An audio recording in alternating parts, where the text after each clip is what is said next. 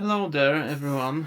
Uh, Another live stream with me, Ratz. Is it working? Everything looks like it's working, but I'm not sure. Obviously, it was not planned, um, and I'm just checking if everything is all right online. Yes, that looks good. Um, let's move that mic a little bit lower. If you want to ask me any questions, you can do it. But that live is made mainly to answer some questions which I've been asked by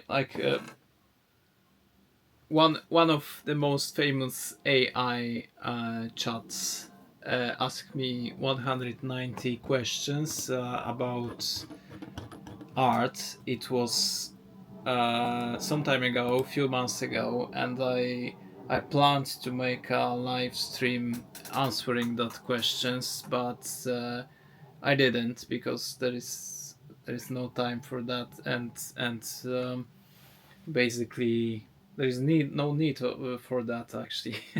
So why would I do something which I don't need to do actually? So uh, I answered 20 of that questions. It was fun. Maybe not as much fun as I would like it to be, but anyway, I'm making video with another camera as well, so there will be full documentation of that live stream, double documentation. There's one camera here, one camera here. So you can always come back to that video.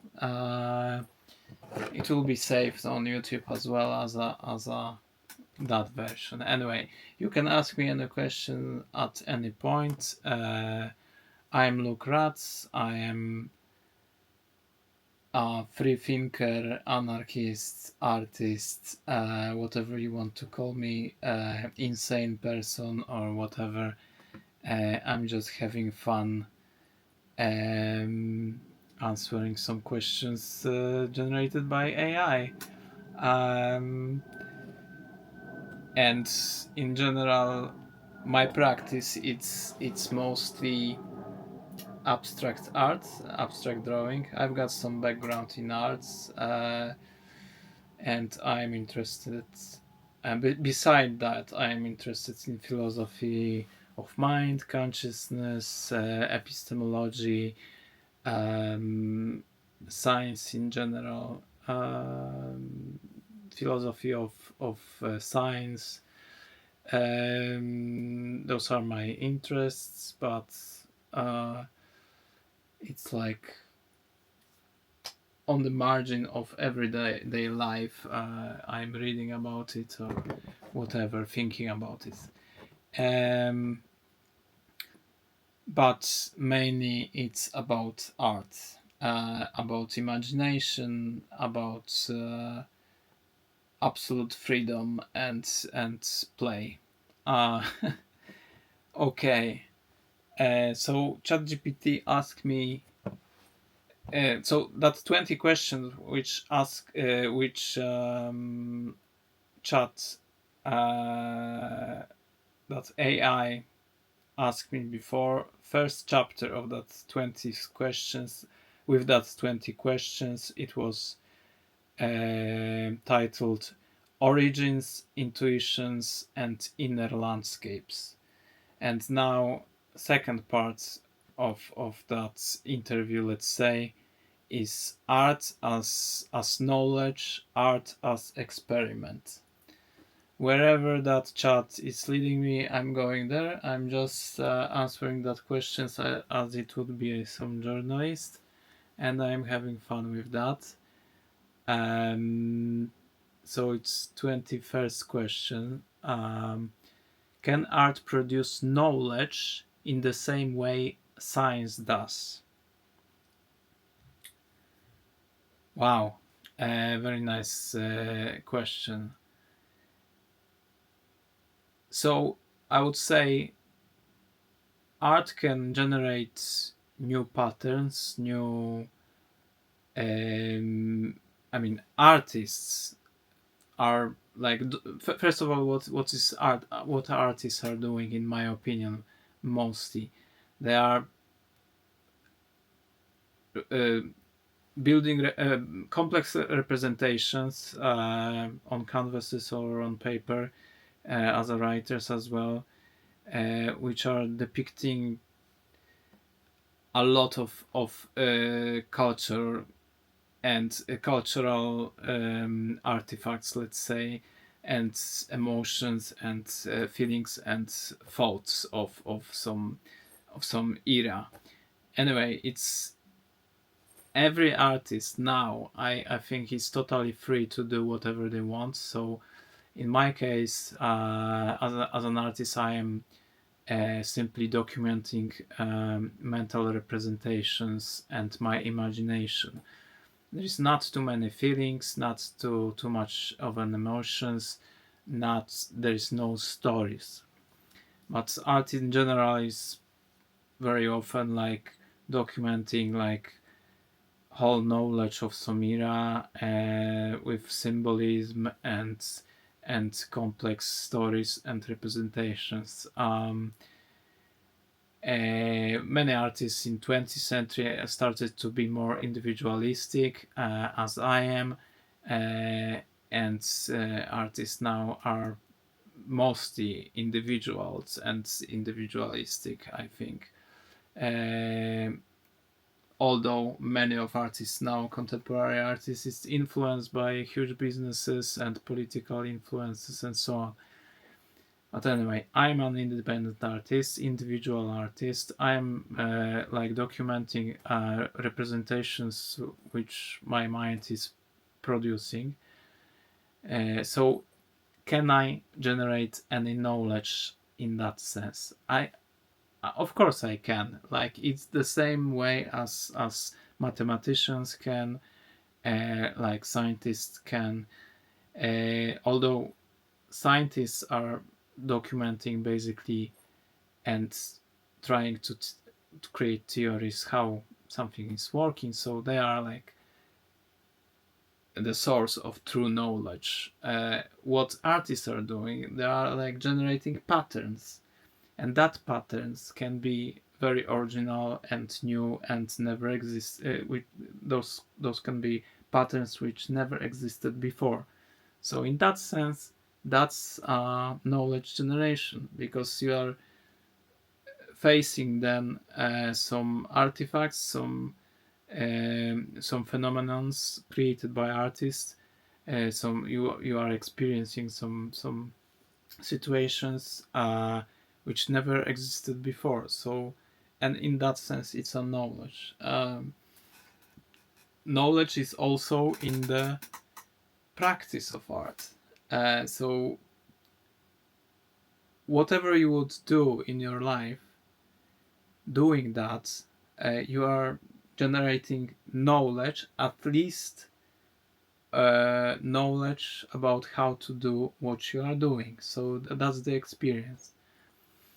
So in that sense, nothing is wasted in human experience, and art in the same way. Art is generating knowledge because of like experiencing the process of creating, and that's it. So there is a lot of knowledge in art fields. It's not only about technical issues, symbolical issues, and stories, but it's also about insights which artists have because of their practice. So it's knowledge about your own mind. It's a different kind of knowledge, I think, than the knowledge about how to follow orders or instructions of some people, or so it's different because it's creative business. So you are creating everything from zero on your own terms with your own rules. So yeah, there is a lot of knowledge which artists are creating and discovering as well. Because, for example, psychological self-knowledge can be intersubjective and universal across all humans. And the same is about the process of constructing representations which other humans can decipher and understand. So it's like effort of some sort like of semiotics. So you are creating or linguistic efforts where simply you are not only creating symbols, you are creating whole dictionaries, and you are creating algorithms as well. And yeah, so there is a lot of knowledge. Whenever people are doing something, they are generating knowledge, I would say, because that's the nature of mind. 22. If your drawings were data, what would they be measuring? That's a good one. If your drawings were data, what would they be measuring? I am always saying that my art is a like measurement of limits of my imagination, but it's a tough one because on one hand there is no limits to imagination in that sense that you can play with that as long as you've got time. You can change everything and experiment and so on. But anyway, drawing is like generating a lot of data, and basically that data is saying a lot about your abilities in general, about your time management as well, about your capacity to imagine stuff. A lot is there. So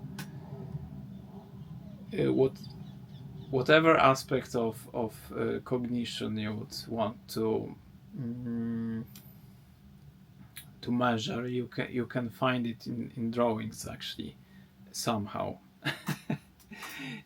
But of course, like, it's tricky with arts because with arts you are making conscious choices, for example, to limit complexity of objects which you are creating, because you know that someone will be watching it, so you are limiting yourself to not make it too complex and too difficult to consume by other people. So it would be not easy to digest art which is too enigmatic and complex, and where there would be too many symbols or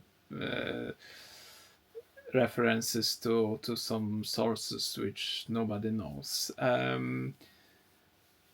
But yeah, so what I would mainly say that it's measuring, it's because art is, of course, in the context of history of art. So it's like you are producing symbols which are in reference to the past, symbols which existed, symbols and pictures and representations.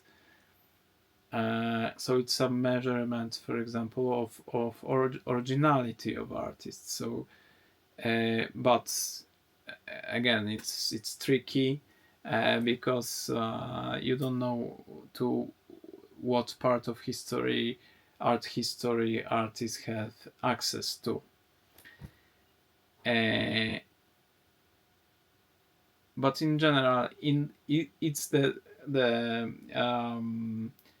measurement, for example, of your imagination skills, because if you put the same piece of paper and the same in one pencil in front of thousands of people and give them 1 hour to do something on it, you can start to find patterns, and you can understand how it can measure like abilities of that person. So, and I'm not saying, like, for example, that I think that measuring and comparing people is ethically correct. I don't think it's correct. I think everyone should be free to do whatever they want in the way they want to do. But for me, it's a data collection. Art is a data collection for an individual, not for anyone else, because it's a saving, in my opinion, art is saving algorithms which you are using for creating thinking and so on. So, but yeah, measurement is not ethically correct because it can be used against you, against the individual. So in that sense, I am against measurement because it's an instrument of abuse. If someone knows who you are in a very precise way, they can control you and use you. And that's an ethical part of, for example, psychology field now, because it's a instrument of power instrument of governments to simply define you, measure you, and if they've got that data, they can manipulate you and control you and use you. So in that sense, measurement is not cool, but for an individual, it's good, like in many ways. 23. Do you see your practice as hypothesis driven or exploratory? Do you see your practice as hypothesis driven or exploratory? I've got some ideas which I'm developing all the time. So for example, like, there is plenty of hypotheses in that sense that, for example, I believe that imagination matters, that abstract art matters in that sense. Those are hypotheses, let's say. And I'm developing that, like exploring abstract art in that sense, but it's like practice based on some assumptions and value system that I value, for example, imagination more than reality. It's not so exploratory because I'm not constantly pushing myself to go in many different directions. So I'm more, my method is more constructive, and so I'm limiting myself in that sense to specific type of abstract art where I'm creating 3D representations, but those are 3D representations which can be adapted, transformed into three-dimensional, real three-dimensional sculptures. In my case, transparent sculptures.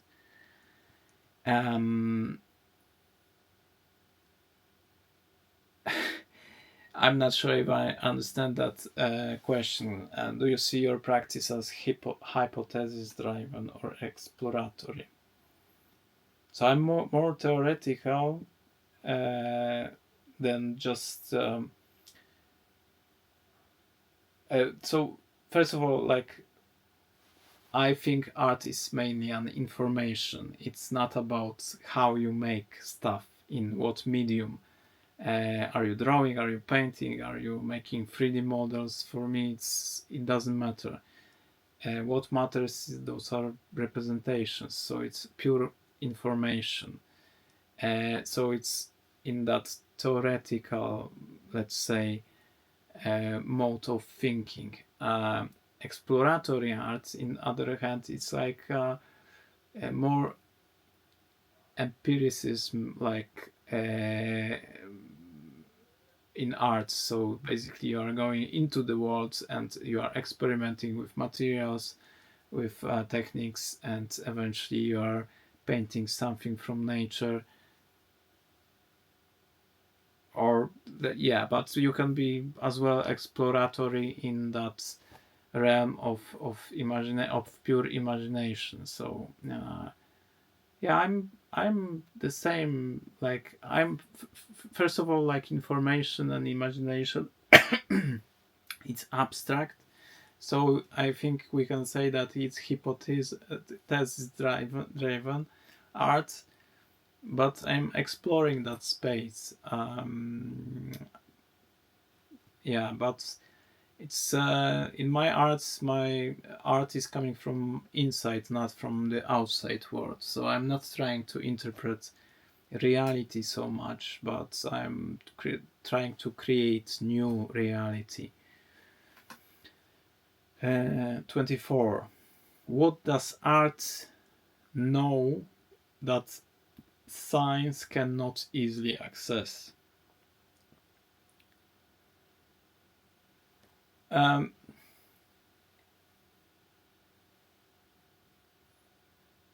so in science, everything is rule based, and even if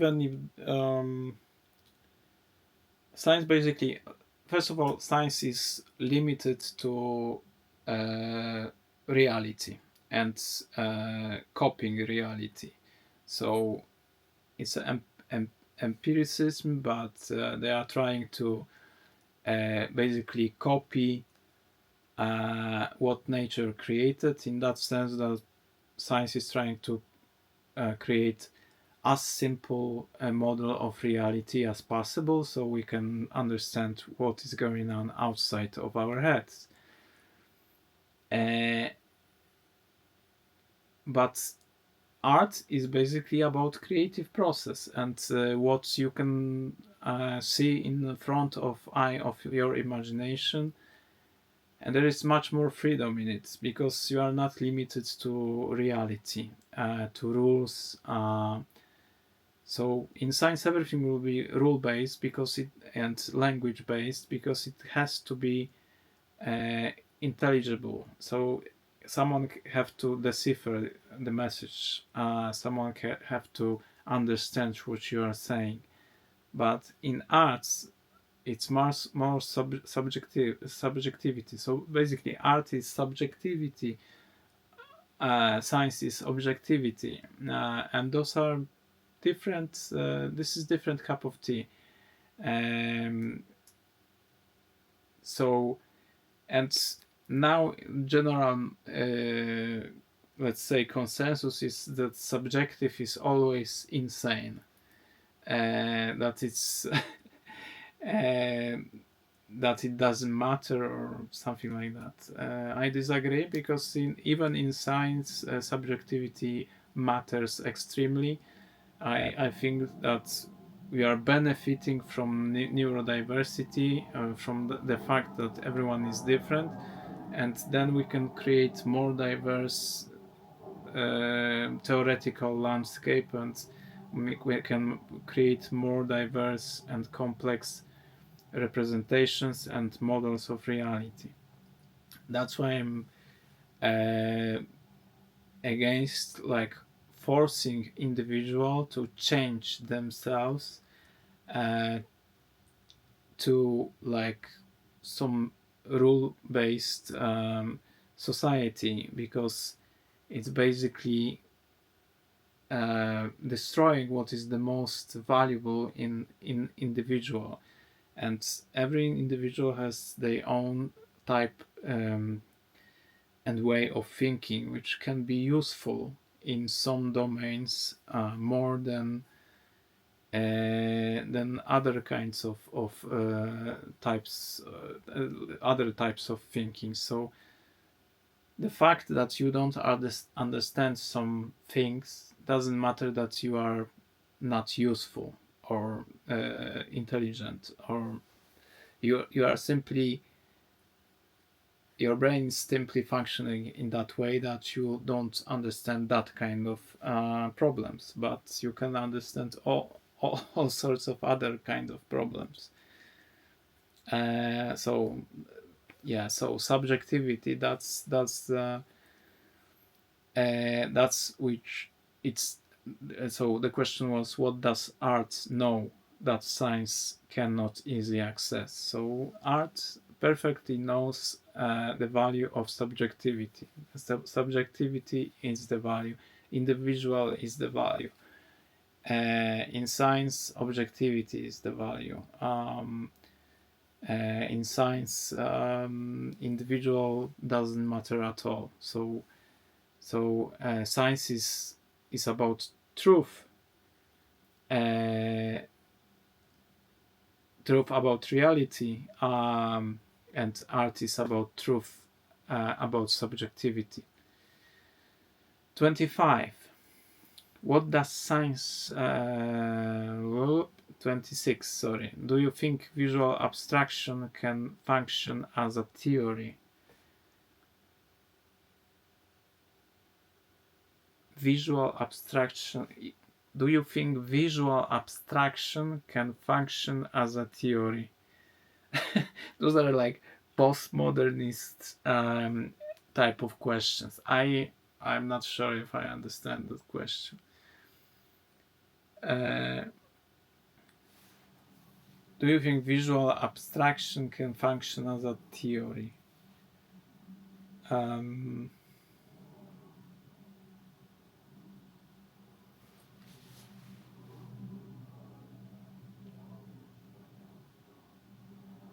So in arts, like, everything is based on artifacts. Even if you've got some imagination, and let's say that's the realm of theory, because you are just making models in your head, you need to physically construct that that representation. You have to give a proof that that representation was in your head. We need to see that, and in that sense, that's not theoretical. It's just those are objects.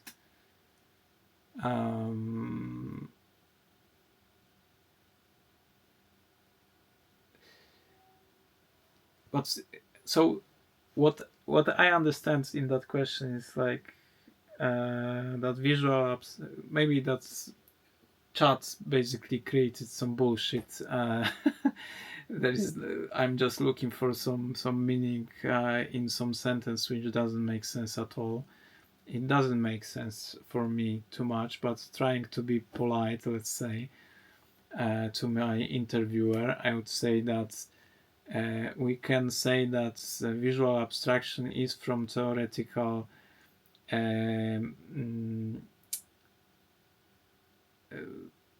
visual abstraction is can be purely theoretical and can be purely virtual, and it can be purely in your mind. This is like visual reasoning and imagination as such, but there is no need for that at this point, because we've got tools and we can basically, like, that's the process of drawing, that's the process of like creating on paper, that you are taking your idea from your head, your representation, and you are able to simply present it on the paper or canvas or as a sculpture or as a movie or whatever. Okay, I'll not dive deep into that because we'll stuck in a realm of unknown. So 27. Can an image falsify an idea?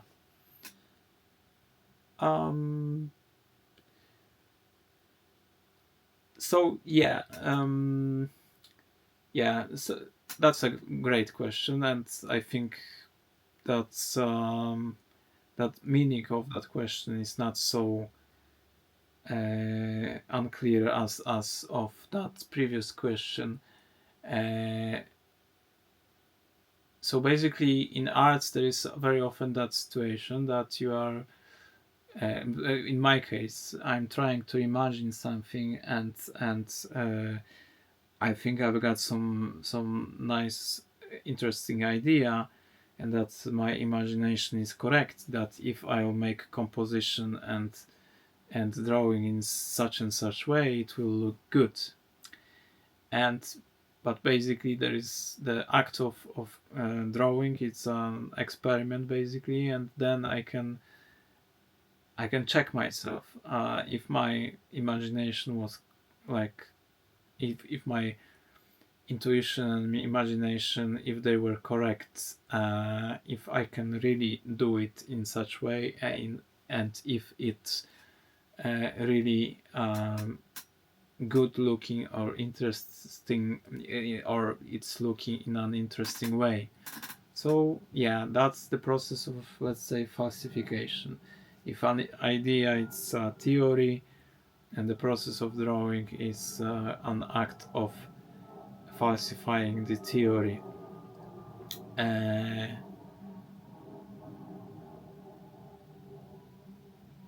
But basically, the problem with what I'm saying is that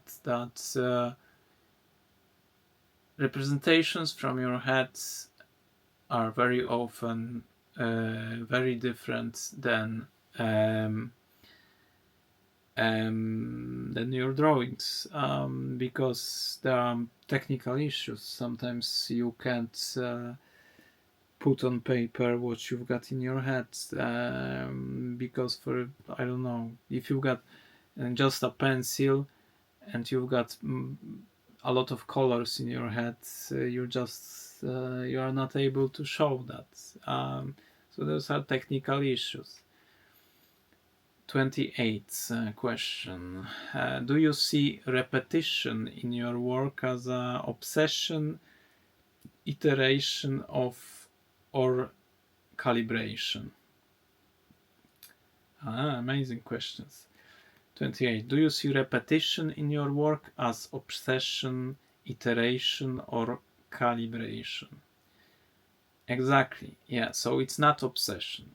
It's not obsession in the same way as act of communicating. It's not an obsession. If you are talking, it's not an obsession.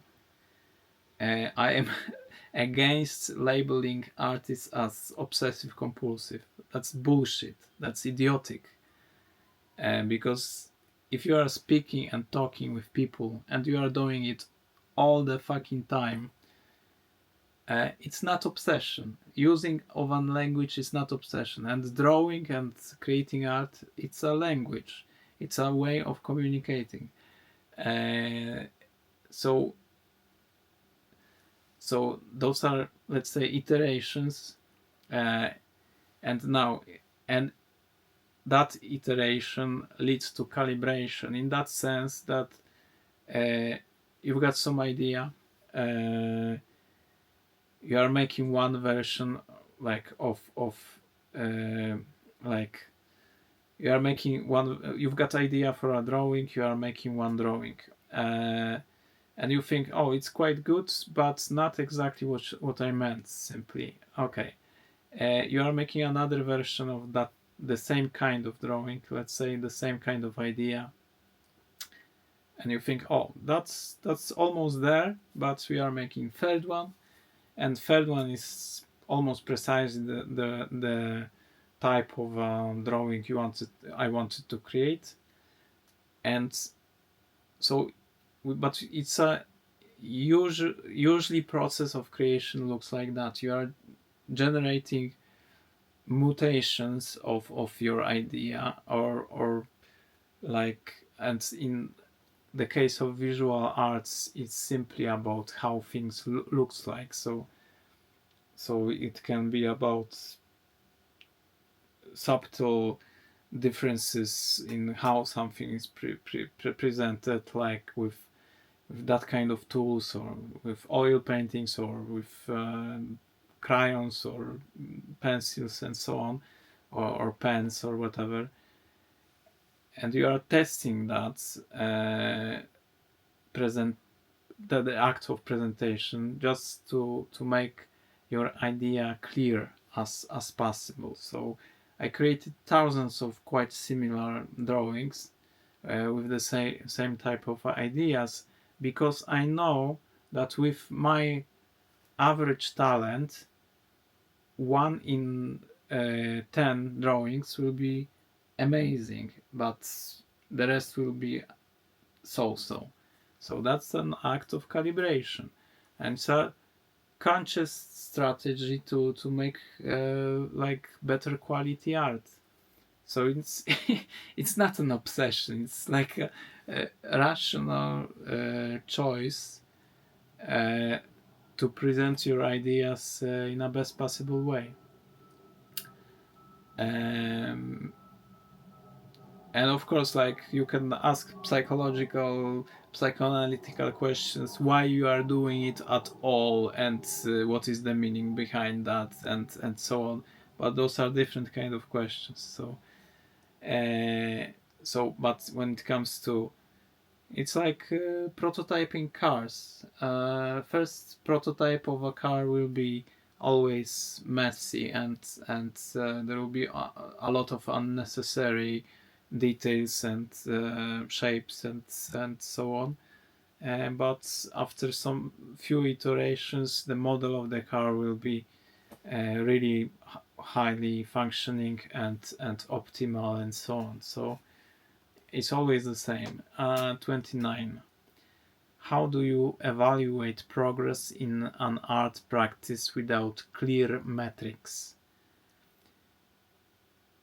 It's totally subjective, because art is subjective.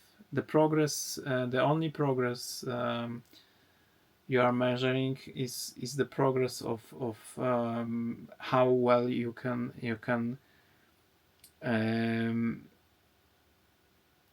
reflect what is in your mind, basically.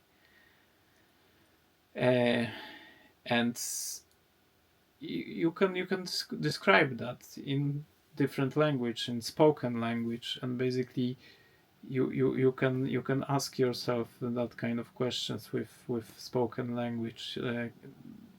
Did I made something really complex, or did I made something in a mood of anxiety, or did I made something very energetical, as I intended to? Like, that was my intention, to make something really energetic in some particular vibe, and so on. So I can subjectively evaluate that. And of course, there is another layer of evaluation, in that sense that the only person who decides if art is meeting your standards, it's you. But later there is an act of communication, and people are giving you feedback. If what you are interpreting as a complex is really complex for someone, or is just messy, for example, because those are that kind of philosophical or mathematical questions. If if that's pure chaos, or that's the randomness and bullshit, basically. If it's an idea or accident, and so on. So later there is confrontation with other people, and they are giving you feedback. What does it mean for them?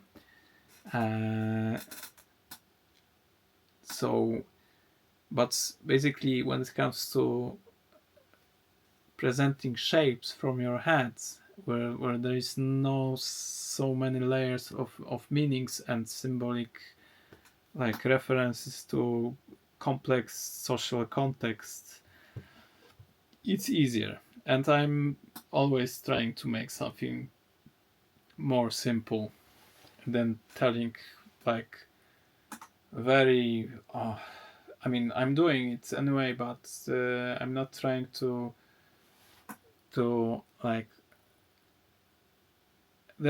it's better for me to speak about deep philosophical ideas by simply speaking, and I many times expressed that thought that it's better to speak about politics or philosophy in a spoken language, because it's faster.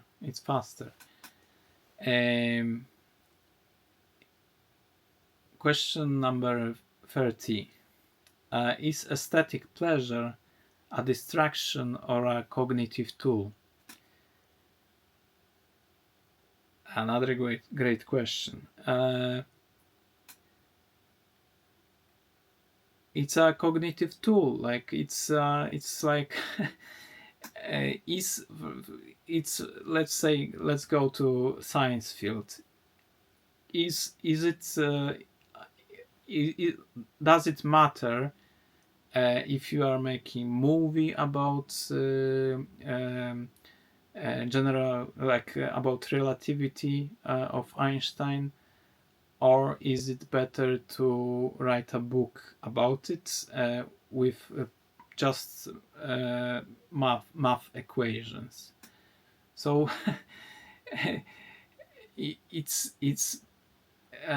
aesthetical, because the content of the movie and the content of the book has to be an equivalent. We are speaking about the same ideas,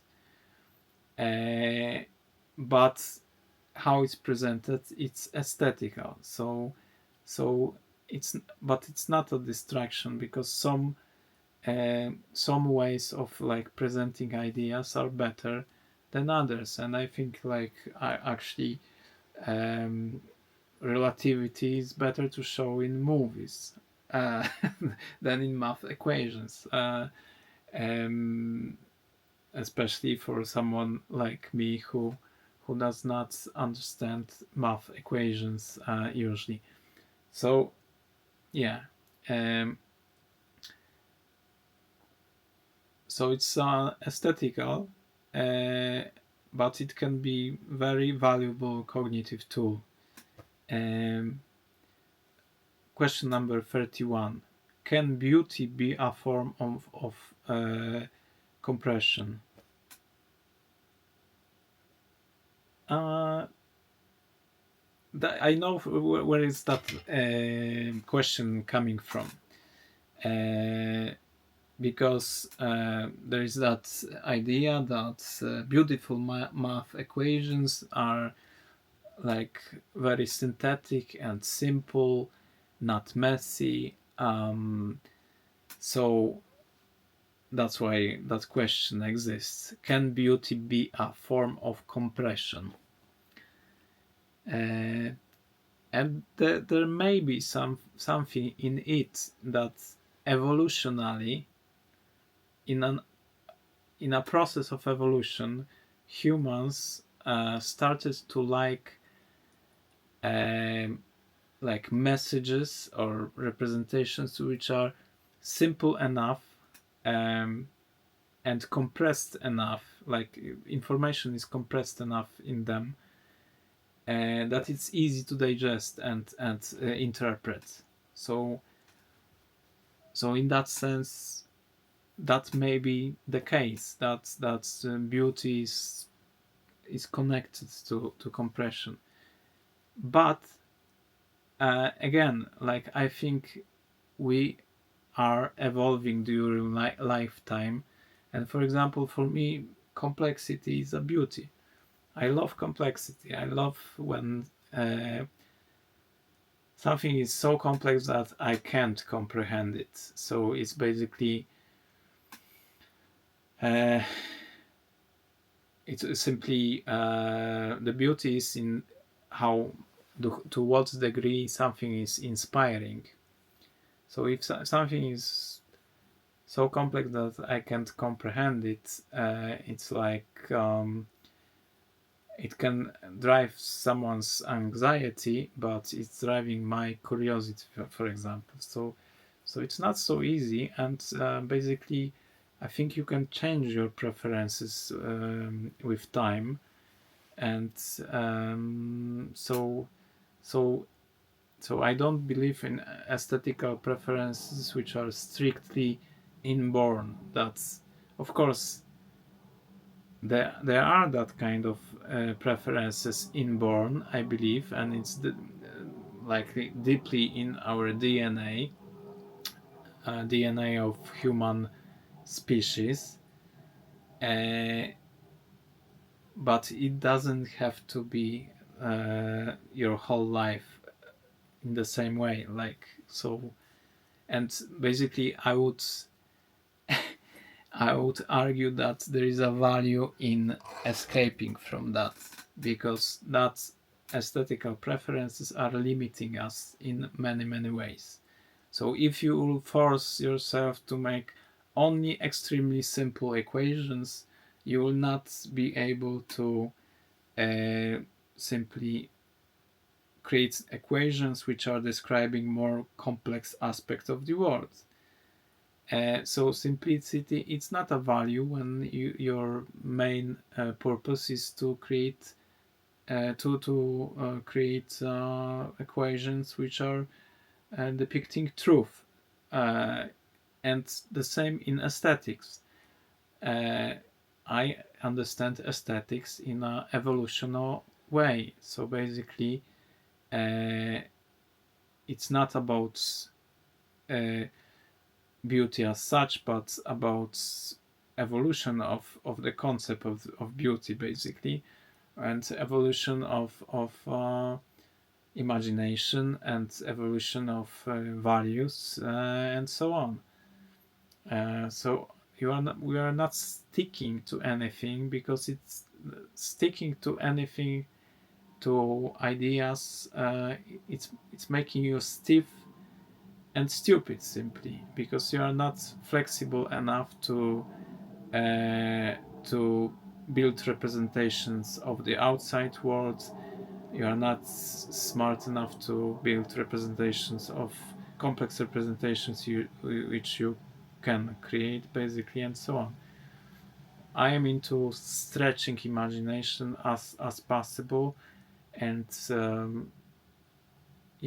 I want to enrich my imagination as much as possible, and so on. Like, can beauty be a form of compression? There is some pleasure in compression. For example, the example of compression in my art is such that I'm not creating repetitive patterns because I don't like them, because this is not a new information. If I am repeating pattern, I'm not adding anything for the viewer, nothing new. It's not music which I'm creating. I'm creating spatial 3D representations, and every repetition is like a waste. You can understand it's like a redundance in some sense, but we don't need that on paper. We want to, for example, I want to use a piece of paper as in such a way that I want to transmit as many information as possible at once, and repetition is unnecessary in that medium for me. So it's a waste of space basically for me. So in that sense, I'm compressing that message. I'm not creating redundant messages. It's just one of a time, like one in a moment, like one pattern in a and we are not repeating it. We don't need to do that. 32. Is your work closer to cartography or archaeology? Let's think about it for a moment.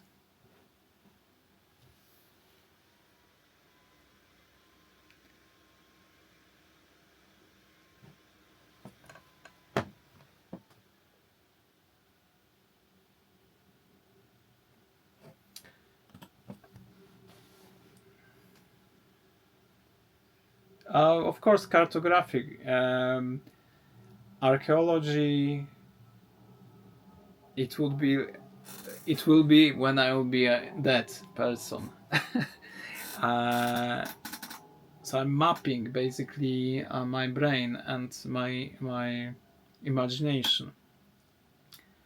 And you can say it's like imagination is like a math. There is no limits to that. I'm not sure about it. Brains are limited, and yeah, I mean, but let's say it's a map also of the yeah, like value system. What aesthetically is pleasing for me, and what matters for me, what kind of forms, and so on. So, but it's cartography all the time, mapping of your own brain.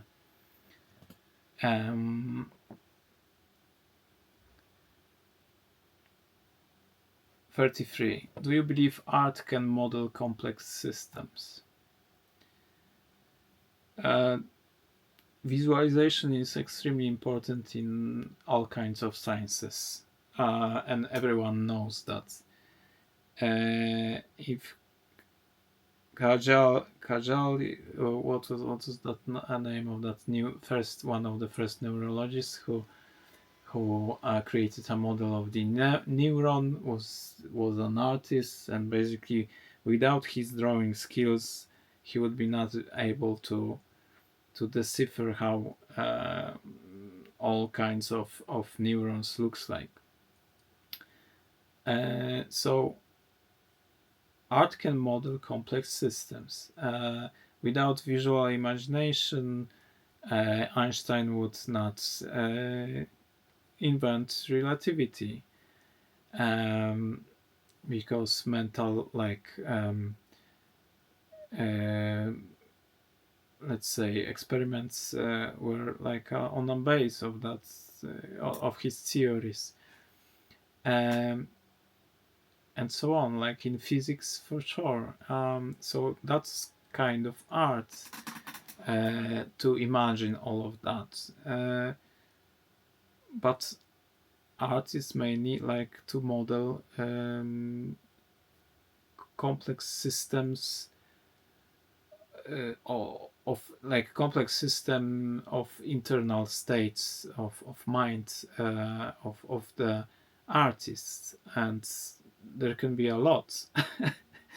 Because it's an influence of whole cultural background and whole historical background and so on. So it's a very complex play, and yeah, artists can do it, but in a not very precise mathematical way, in that sense that it's aesthetical still.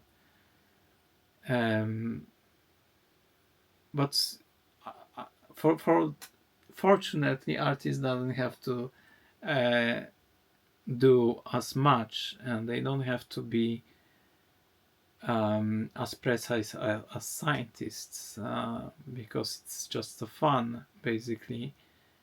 I mean, fun, serious fun, but fun. It's not. It's like question.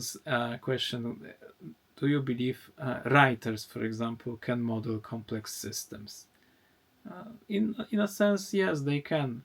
There are even theories that the best programmers are those who can like write long essays or something like that. There was that kind of theory,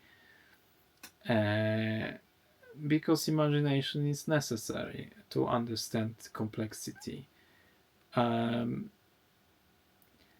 34. How does ambiguity function as a form of rigor? Ambiguity, it's a way of for artists to open what's like they artifacts, for example paintings, for new meanings, and because it's not, because like simple sentences which can be easily deciphered, that's a domain of science. You are creating as transparent languages as possible, and then you've got just numbers. But ambiguity, it's more fun because it's more inspiring if you can allow a few meanings within the one symbol or one object. It's more inspiring, it's more fun, and it doesn't mean that artists are not able to be precise. For example, I'm trying to be as precise as possible, but ambiguity is an element of fun and surprise and so on. And ambiguity, it's a strategy, I think, as well to gain your attention, to because if something is easy to decipher, you are reading it, for example number, and you know, oh, that's 7, and fine, end of the message, end of the story, 7, everything is clear. But if something is, you don't know if it's 7 or 9, you are staying with that longer, and you are thinking longer, and that's what artists want. Like yeah, because they can, for example, in that way express the message that things are not as simple as you think, or something like that. But it's another tool, like another tool of prestidigitator, like how do you call it? It's like magic trick. Of course, like as I say, you can be more direct with your messages or less direct with your messages. Hello, one person who is watching. 35. Are your drawings answers or instruments? Neither. Like my drawings are simply a documentation of my imagination, so they are closer to answers than instruments. specifically in my case, everyone, as I say, is making art in a different way for different purposes.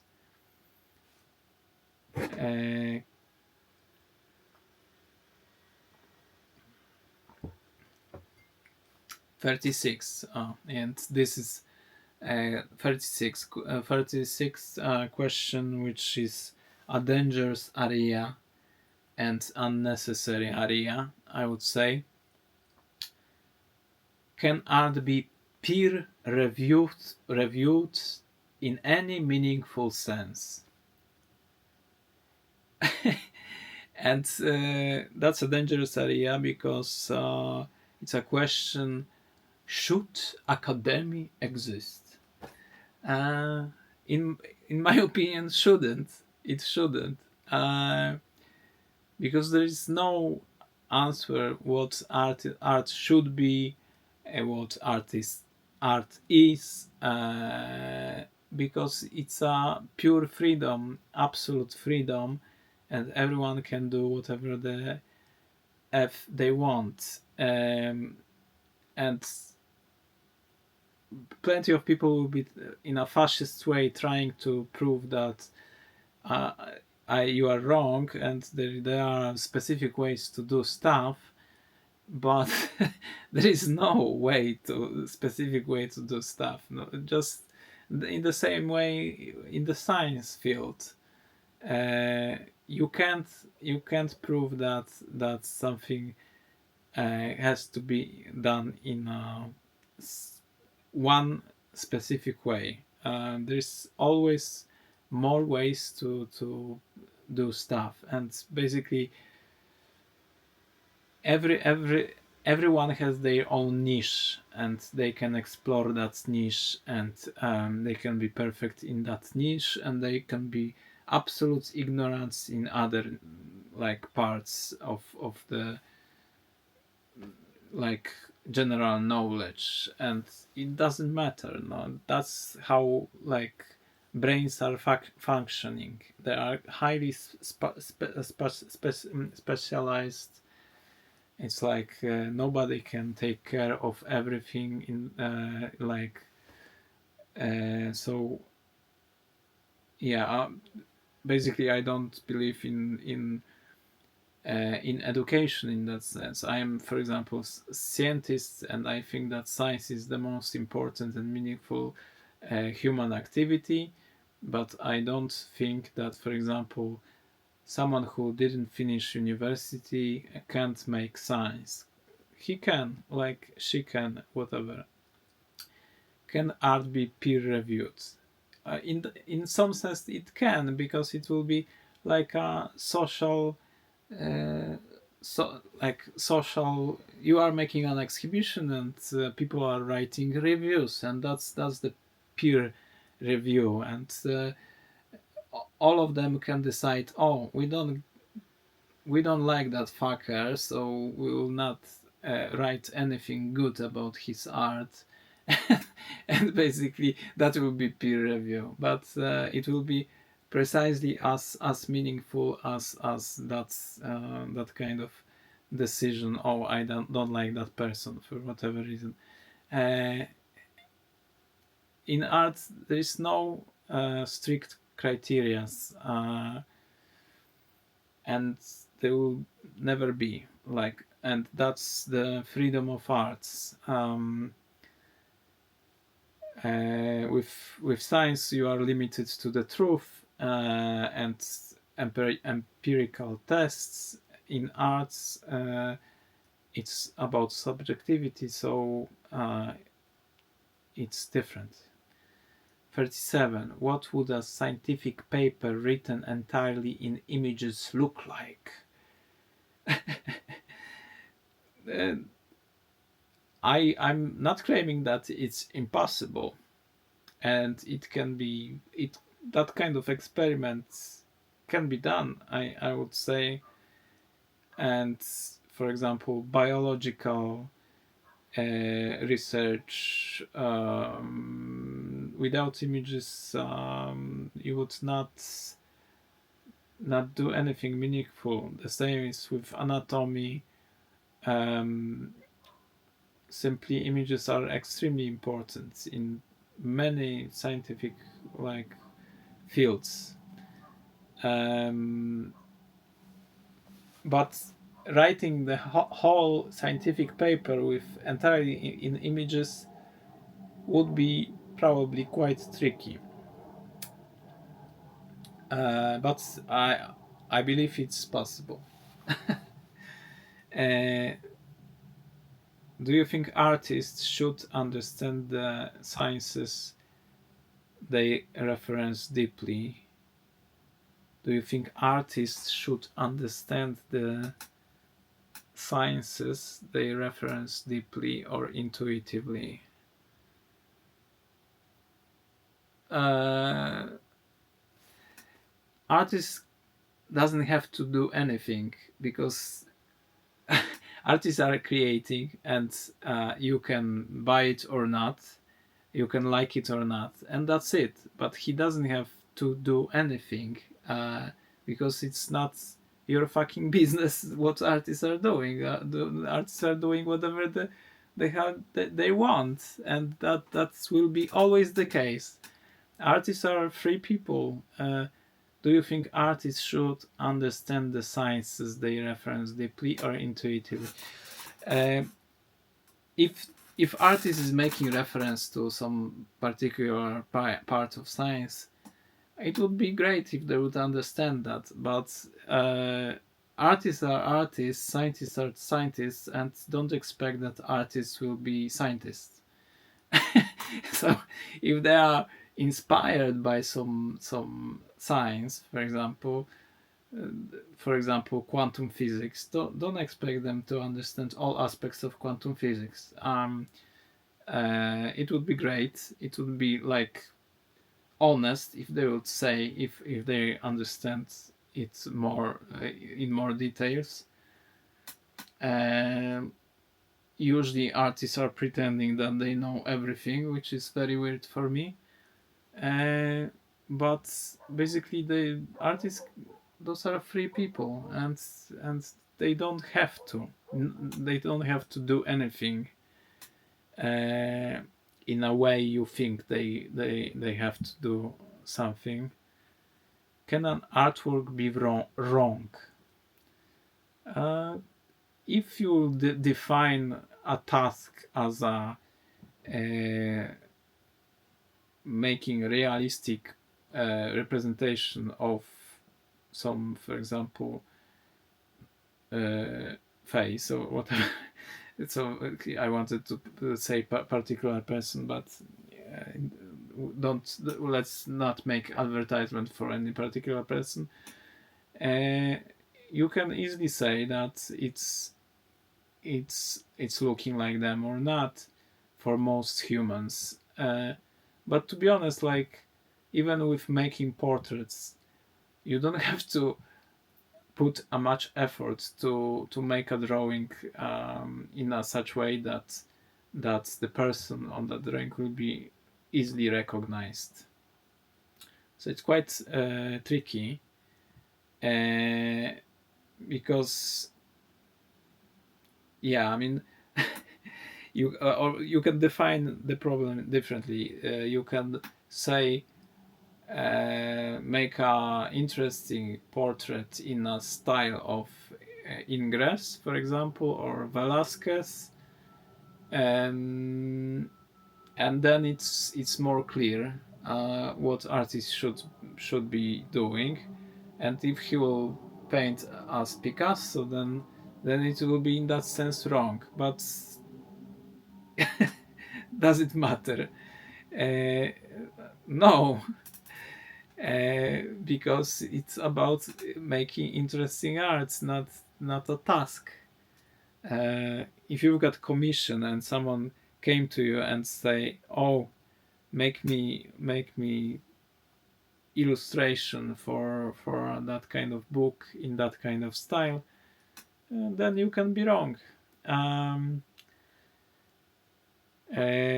But it's again doesn't say anything about artist and quality of his art, in my opinion. because art is freedom. 40. Is art a way of knowing or a way of not knowing honestly? Is art a way of knowing or way of not knowing? Uh, huh.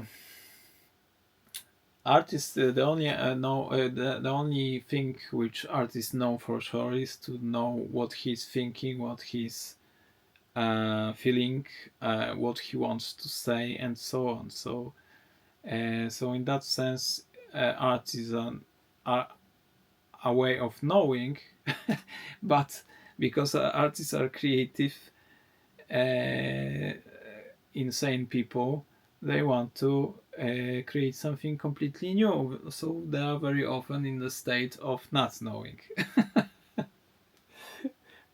Yeah. Anyway. Uh, yeah. Uh, Art can be quite annoying business in general because so many people just don't know, and so many people like can't accept the fact that freedom of choice in arts exists. and uh, and there is so many degrees of freedom basically. People prefer more strictly defined rules and in the game, and they are treating it like a game, um, which is not my interpretation of art history in general. My interpretation of art history is more existential, so people are simply documenting their inner lives, and it can be wrong in any way. Uh, your thoughts, emotions, and states of mind are not wrong. They simply are, and the facts how like you can document it in a more attractive way or less attractive way, but it's not wrong if someone is does like it or not. It doesn't matter. So that's my interpretation. It was another 20 questions, and it was part 2. It took me again almost precisely the same amount of time as previously, and I'll put that video. I'll finish now. Uh, it was quite nice session. I'll put that video as a on my YouTube channel as a snapshot of the mind, as a part of the series Snapshot of the Mind. And yeah, it was great fun again. Um, See you again in 5 months, maybe. Uh, Maybe I'll make some video earlier, but we'll see. See you next time. Thank you very much. How to turn it off now?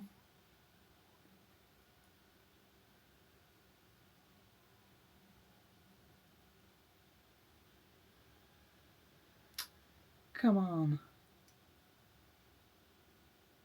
See you.